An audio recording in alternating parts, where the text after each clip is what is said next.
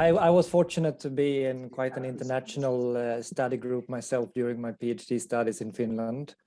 So I didn't find language being a barrier at all. I found it a very, international, dynamic environment where with a lot of flexibility.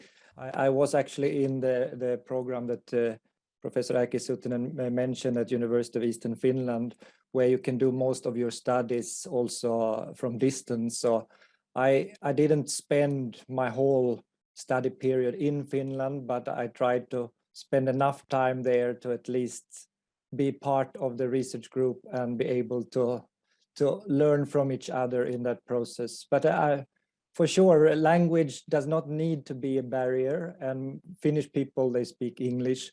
So in my case, some Finnish people even speak Swedish, since that is their second official language. Although I find in Eastern Finland, they probably prefer speaking English to me than Swedish to me. So when it comes to the language, as Marcus was saying, it shouldn't be a barrier, but then it should be a nuanced approach. And it depends on the field.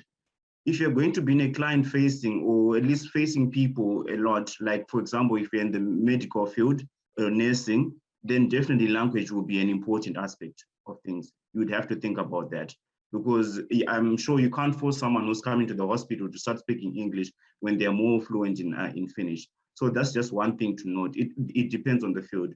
If you're in a university setup, or maybe in IT where you just sit behind your computer and you do your work, then that's fine. Language shouldn't be a barrier at all.